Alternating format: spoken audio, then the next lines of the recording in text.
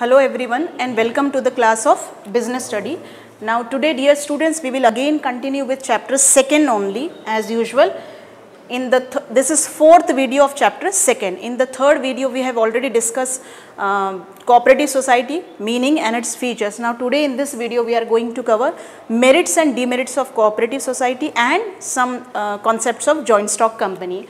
So starting with cooperative societies, the merits: equality in voting status. We have discussed in cooperative society that there can be many members who can join together and can start the cooperative society. It can be for welfare purpose, it can be government based. Okay, so equality in voting status, we say the principle of one man one vote. That means in each and every kind of cooperative society there will be one man and for that one vote only. It governs the cooperative society irrespective of the amount of capital contribution.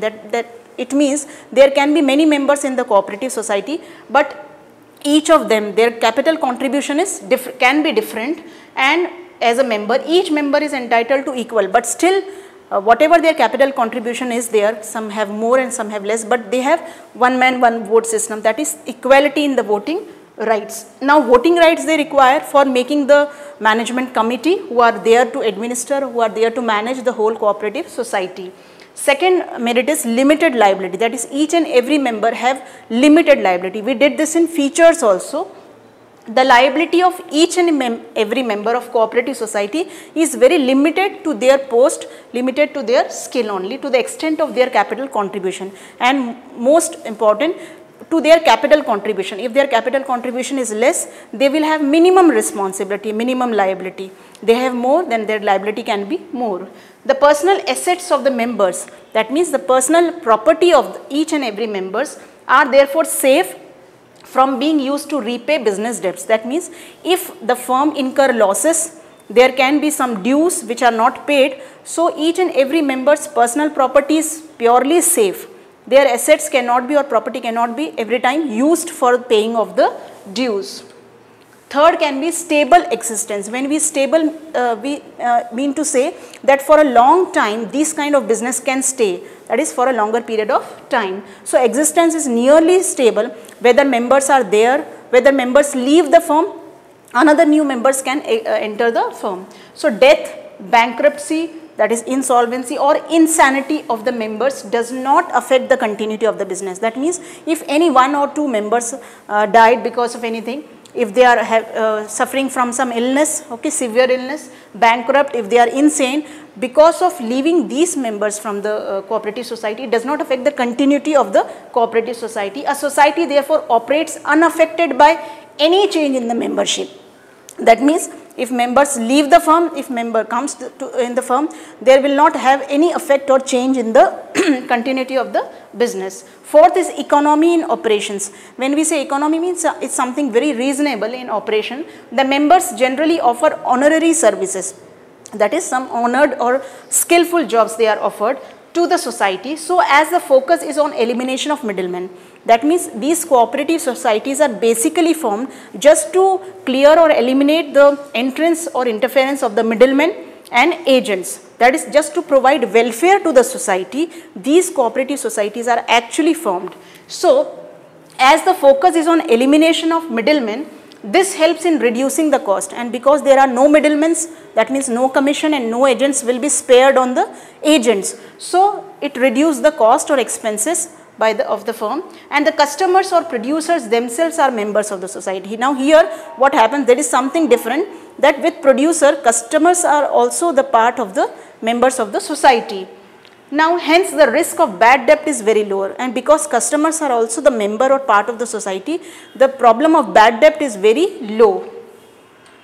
Fifth is support from government. As I said that this can be government based, government interference are there, and government is actually supporting these kind of society which are providing welfare or service to the society. So the cooperative society exemplifies the ideas of democracy, and in this, when we say producer and customers both are part or members of the society, so there are democratic rules and hence find support from the government, and because of democratic rules and policies in the cooperative society, government can actually enter into the firm in the form of low taxes, that is government is providing them subsidies, providing them reduction in taxes, and low interest rates on the loan. That means the loans which they are availing, that is cooperative society, they are providing certain low interest on those. So these benefits are actually provided by the government to only cooperative societies, because they are doing or giving services to the society for the welfare of them.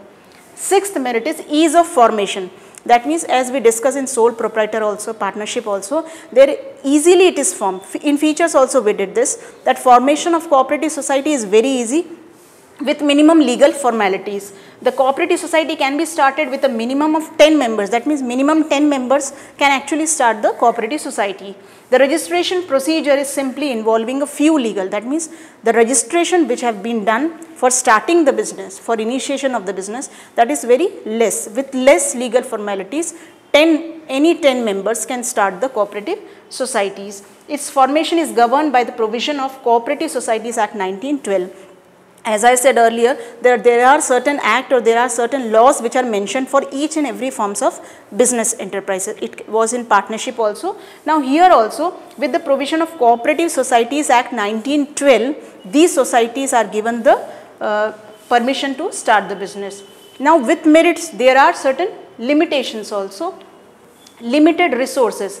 That means these particular cooperative societies, the resources are very limited to them. That is, resources can be man, machine, material and anything. And it can be capital contribution of the members which are very limited, because here 10 members are there, but there are some producers, there are certain consumers also. So capital contribution rate or funds or investment, it is sometimes very less. The low rate of dividend offered on investment and also act as the deterrent in attracting membership. That means people are not trying to take participation in cooperative society. They don't want to become members just because the dividend rate or the profit or sharing is very less. More capital from the members. They are attracting more capital from the firms, but besides when they are about to give that share of profit, it is very less provided to each and every member. Second limitation is inefficiency in management. That is, cooperative societies are unable to attract and employ expert managers because of their inability to pay high salaries. That means when cooperative societies actually cannot avail the high profile or well qualified managers or well qualified individuals or employees, just because these cooperative societies are not providing equal advantage of salary to those people. That is, they are not providing high salary. So they cannot attract the specialized or skillful employees for their management. The membership who offer honorary services on a voluntary basis are generally not professionally equipped to handle the management functions effectively. That means generally whatever employees they have actually in the cooperative societies are not well experienced, are not specialized in their work, and they are doing the work or services on voluntary basis, not on compulsory basis. Okay. So generally they are not professional in their own field. So this is one of the drawback. Third is lack of secrecy. Secrecy means there are certain confidential things or confidential matters which should not be disclosed or exposed to the society. But here in cooperative society, when 10 members are there and sometimes more than 10 are there, so actually this is one of the lacking part, that they cannot keep the secrecy or confidential matter to their firm only. It is exposed to the society also. As a result of open discussions in the meetings of members as well as disclosure of obligation as per the Societies Act 7, it is difficult to maintain secrecy. That means whatever meeting or conferences they hold, each and every matter is actually disclosed to the society, to the government. So there is limited means of keeping it secret or maintaining secrecy about the operation of cooperative society. Fourth is government control. When I said that government is taking initiative or bringing some good things to the cooperative society in terms of providing them subsidies, low interest rate on loans and various reduction in the taxes and various other benefits. So there is interference of government in such kind of societies. So in return of the privileges, that is facilities or benefits which are provided or offered by the government, cooperative societies have to comply with several rules. That means they need to follow certain rules and regulations related to auditing of accounts, submission of accounts to government. That means if government is participating, giving them certain privileges, government is also asking for accounting, submission of accounts, for auditing details and for each and everything. So cooperative society needs to follow the rules and regulations which are framed by the government. As per their orders, they need to follow everything. This can be sometimes a drawback. Because interference in the functioning of the cooperative society organization, though the control exercised totally by the state cooperative departments or by the government only. So that means there can be some lot of interference by the government. It can be by the central state government.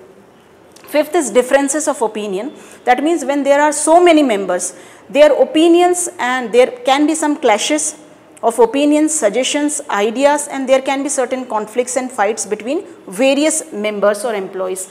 Internal quarrels, that is from internal environment, the employees can have or members can have certain fights or conflicts of opinion arising as a result of contrary viewpoints may lead to difficulties in decision making. That means to take the decisions or to make or formulate rules and regulation is very difficult and complicated task when so many people are there and all are having different opinions, different ideas to perform the work. So there can be certain clashes and conflict, and decision making will not be an easy task. Personal interest may start to dominate the welfare. That means each and every individual may have certain personal interests or personal plans. So it may clash or having a conflict between their own organizational goals, and the benefit of other members may take a backseat if personal gain is given. That means each and every employee, if they are giving privileges for their own personal benefit, then organizational goals cannot be possible or cannot be achieved. Now after finishing cooperative society, we will next start with joint stock company. Okay. Now when we say joint stock company, means some form of company is there, and jointly or coordinate way or in a cooperative way, many members are there who are forming this kind of joint stock company. A company, it is an association when different persons associate or coordinate with each other. So it is an association of persons formed for carrying out business activities and has a legal independent status of its members. That means each and every member has his independent status also, and along with that it is an association of various persons which can be defined as joint stock company. A company can be described as an artificial person. Okay, most importantly, this kind of joint stock company is called as an artificial person having a separate legal entity. That means it's an artificial entity or body or a person, but it has a separate legal entity. Perpetual succession means for long time it can stay, and a common seal. That means the joint stock company is having a common seal. So four things are very important. That is, it is an artificial person, it is having a separate legal entity, perpetual succession means for long period of time it can stay, and a common seal they are sharing, each and every member. So the company form of organization is governed by the Companies Act 2013. As per section 220 of Act 2013, a company means a company incorporated under its act or any other previous company law.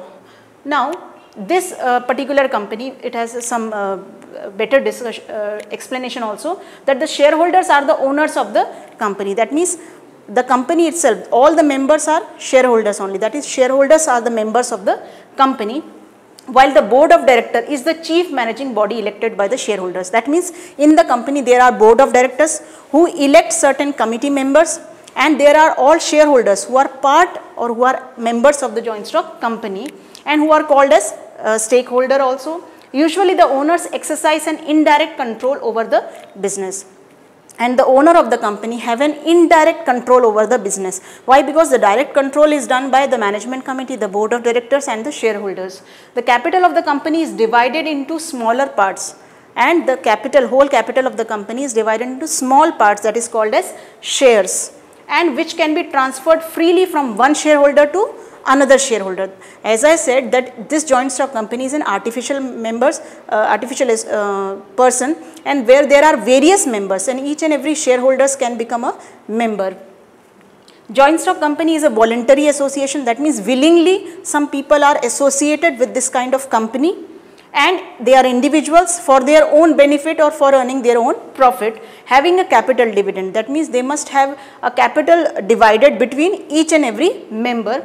transferable shares, each shares can be transferred from one person to another person. That means there is a flexibility.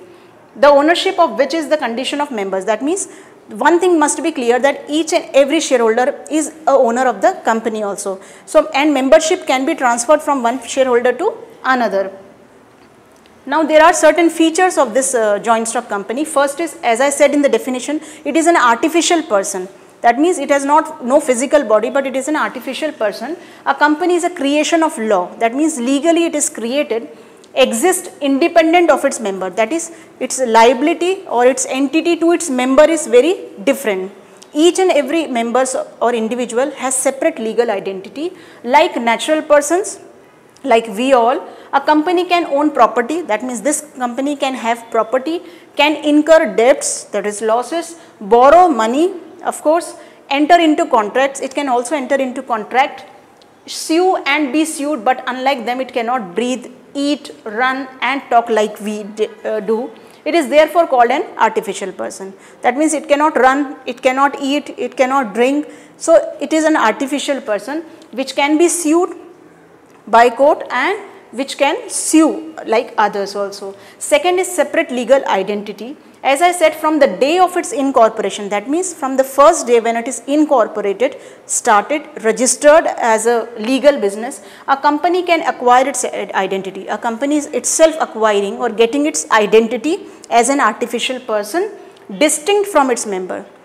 Joint stock company's identity from its member is different, okay. They are not one and the same. Its assets and liabilities, that is all the assets, the properties and liabilities of each joint stock company are separate from those of its owners. That means owners' property, assets and liabilities are different from joint stock company's property, and joint stock company is an artificial person. The law does not recognize the business and owners to be one and the same. That means the law said that the business and its owners are not one and the same. Third is formation. The formation of a company is a time consuming job. Besides sole proprietorship, partnership, cooperative societies, we did 3 forms of business enterprises. But besides that, the joint stock company formation is a very complicated process and time consuming, expensive also, okay. It involves the preparation of several documents because it requires so many legal formalities to be completed. So, it is time consuming job and compliance with each and every law. That means the joint stock company must follow all the rules and regulations related to its act. Incorporation of companies is compulsory and the registration of this kind of company is very compulsory. According to the Companies Act 2013 or any of the previous company law as stated earlier. Such companies which are incorporated under Companies Act 1956 or any company law shall be included in the list of joint stock companies. Fourth, when we discuss in the definition, it was perpetual succession. Now, a company being a creation of law, that means this kind of company is created by law as an artificial person, can be brought to an end also only by law. That means the company can itself start with the help or with the permission of law. It can end or finish or wind up with the permission of law only. It will only cease to exist. It will cease means end. It will only end to exist when a specific procedure for its closure called winding up is completed. That means there is a particular process of closing of business which is called as winding up of business. So, when the company starts itself, it starts with the incorporation, that is registration. When it finishes or when it is closed, it is closed by the process of winding up of the business as per law. Members may come and members may go, but the company continues to exist, and that is why we say it is a perpetual succession, okay. Fifth is control. The management and control of the affairs of the company is undertaken by the board of directors. That means whatever management is done, it is done by the board of directors who are actually owners also, which appoint the top management official for running the business. Now here top management official means those who are decision makers, okay, those who manage everything, those who plan out everything and frames procedures, plans and policies. So, the board of directors will be electing certain top level officials. The directors hold a position of immense, and the person who is the director or owner of the joint stock company, it has most important significance as they are directly accountable, that is they are directly responsible to their shareholders for the working of the companies. Now shareholders who are outside the firm but still they are the member of the organization or the company. The shareholders however do not have the right to be involved in day-to-day running of the business. That means shareholders will not participate in the day-to-day activities of the firm. It is the job, all the decisions making, everything will be done by the board of directors, the top management officials. But still the board of directors and the top level officials are accountable to the shareholders. Sixth is liability. The liability of the member is very limited and limited to the extent of their capital contribution by them in a company. The creditors can use only the assets of the company. That means all those people who are creditors of the company can use the assets to settle their claims, their dues and their debt, since it is the company and cannot the members that owes the debt. That means the creditors are not the owners of the company, but to clear off their dues they can use the personal asset or company's assets also. The members can be asked to contribute to the loss only to the extent of their unpaid amount of share held by them. That means members can contribute, can be asked to contribute for the dues which are not cleared, but only to the extent of the unpaid amount of shares which are held by them. If they have not paid the amount of share which are held by them, then only they can ask to pay off the dues, okay, of the company. Now there are certain merits of this joint stock company. First is limited liability. The shareholders, this is one of the advantage, that the shareholders are liable to the extent of the amount unpaid on the shares, so held by them. So also only the assets of the company can be used to settle. That means actually we say only the assets of the company can be used to settle off all the debts or dues. In case if the company has no assets, then only they can ask the shareholders, and only those shareholders who have not paid their amount, they only will be asked to settle off the dues, leaving the owner's personal property. Now here owner's personal property is free from paying of the dues from any change. So it reduces the degree of risk borne by the investor. That means those person, that is the owners who are investing in the business, they are free from the burden of paying of the dues. Second is transfer of interest. The ease of transfer of ownership adds to the advantage of investing in a company. That means there is a flexibility, there is a ease of transferring the ownership from one shareholder to another, as the share of a public limited company can be sold in the market. If it is a public limited company, then its shares can be sold in the market and as such can be easily converted into cash in case the need arise. That means in case the company needs some cash, so they can convert this particular public shares into cash. This avoids blockage of investment, and because of this, investment could not be having a blockage and presents the company as a favorable avenue. Avenue means chance, opportunity for investment purpose. That means it is actually very favorable that if we will invest as a shareholder, if we will invest in the joint stock company. Why? Because it avoids the blockage of investment in that. Then third is perpetual existence. That means it is also one of the merits of joint stock company, that these kind of company having a perpetual existence, it is not at all affected by the death, retirement, resignation, insolvency or insanity of any of its member. It is free from all its obligation, because company and its member, it has a separate identity, okay, from its member. A company will continue to exist. Company will be going to exist, that is, it has a perpetual succession even if all the members die.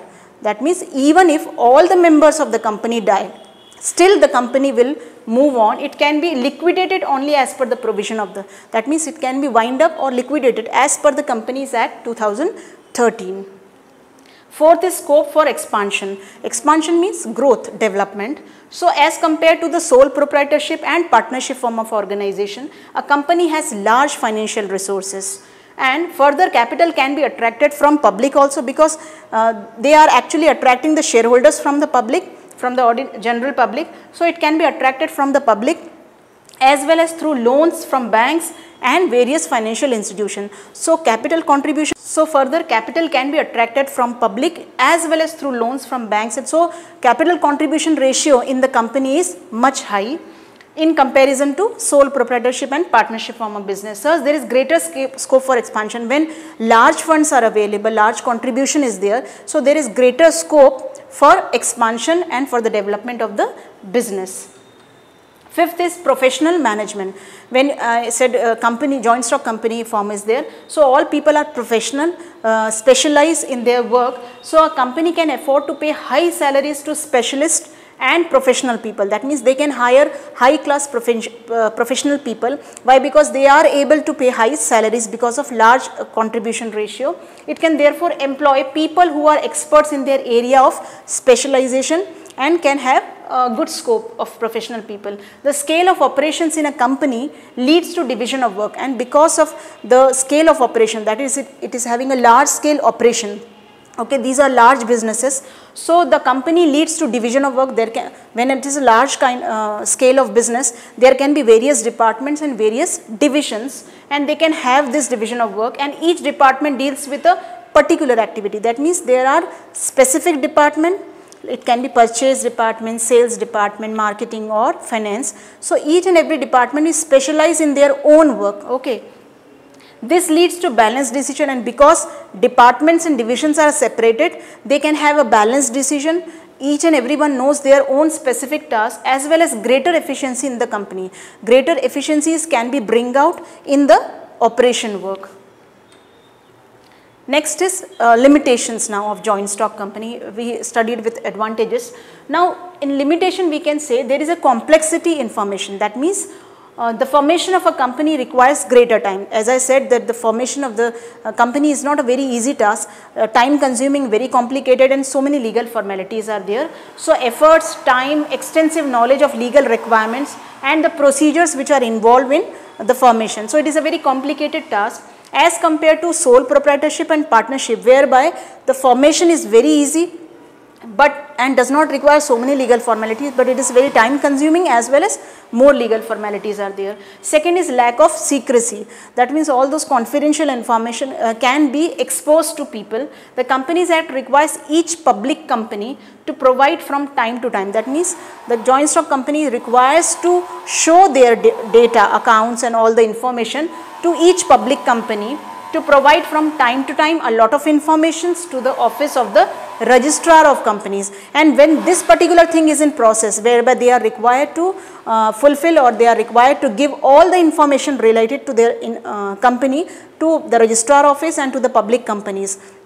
Because of this, in between this, many informations are leaked actually in the society. So such information is available to general public also, and it is therefore difficult to maintain complete confidentiality or secrecy about the operations of the company. Third is impersonal work environment. That is, whatever internal work environment is there, it is not very personal, it is very impersonal. When we say impersonal, means there is a separate identity of each member from the firm or joint stock company, as I said. So separation of ownership and management leads to situation in which there is lack of efforts. That means the efforts by each and every individual, it is very lacking, as well as personal involvement on the part of the officers to the company is very less. Why? Because each and every individual employee is thinking of their own personal benefit. And in case of joint stock company, they are not actually getting all the personal benefit. They need to work for the common purpose or common goal. So because of this separation is there, so personal involvement on the part of each and every top level official is very less. The large size of the company further makes it difficult, and when the company is working in large scale or a large business is there, for the owners and top management to maintain personal contact. That means it is very difficult for the managers and for each and every officials to have a proper communication or a personal contact with the employees, customers and creditors. Why? Because in joint stock company, as I said, customers are also the part of the company.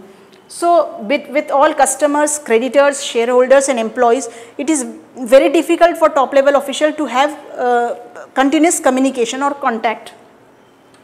Fourth is numerous regulation. Numerous means many, more number, okay. So regulations and responsibilities and all such things are very more in joint stock company, and because of this it actually a drawback for the functioning. The functioning of a company is subject to many legal provisions and compulsion, and each and every legal formalities is very compulsory in case of joint stock company in comparison to sole proprietorship and other form of business. A company is burdened with numerous restrictions in respect of aspects including audit, voting, filing of reports, preparation of documents and is required. That means in all these activities they require a lot of legal formalities, registrar, SEBI, etc. This reduces the freedom of operations of company and takes away a lot of time in arranging the efforts and money.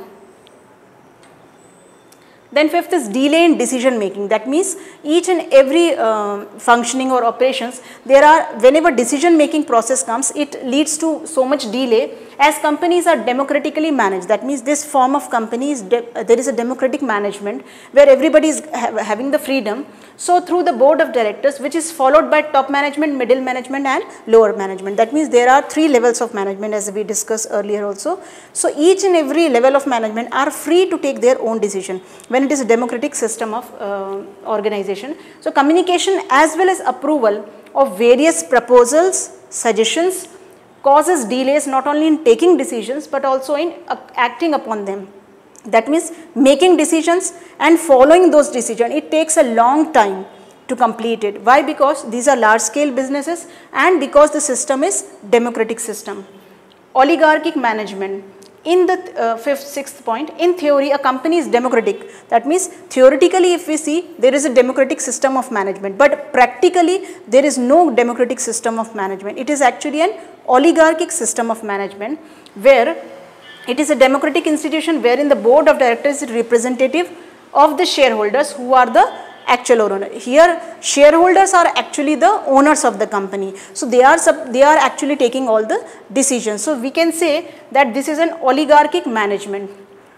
In practice, however, in most large size organization having a multitude of shareholders, that means there are many number of shareholders in joint stock company and owners have very minimum, that means the board of directors and owners, their influence is very minimum to the extent of the shareholders influence in the management of the organization in running the business. So when shareholders are more and more making interference or making influences in the business, the board of directors and the owners are having less influence. So we can say that this management is oligarchic management. It is so because of the shareholders are spread all over the country and very small percentage attend the general meetings. That means there are very less percentage of shareholders who are attending the general meeting.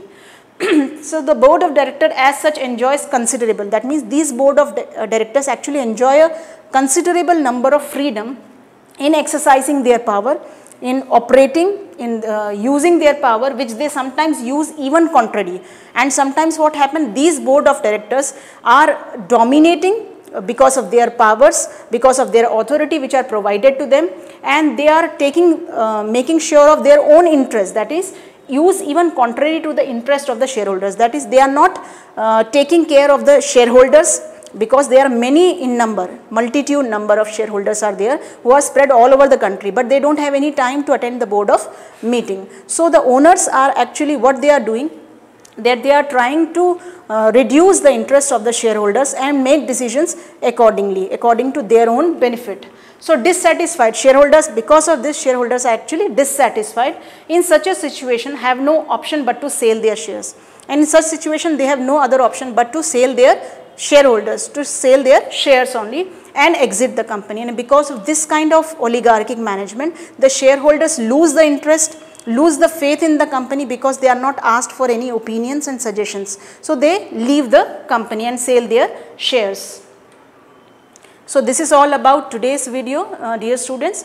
In the next video we will again meet and move to some other topics of the same chapter. Till then, thank you, goodbye.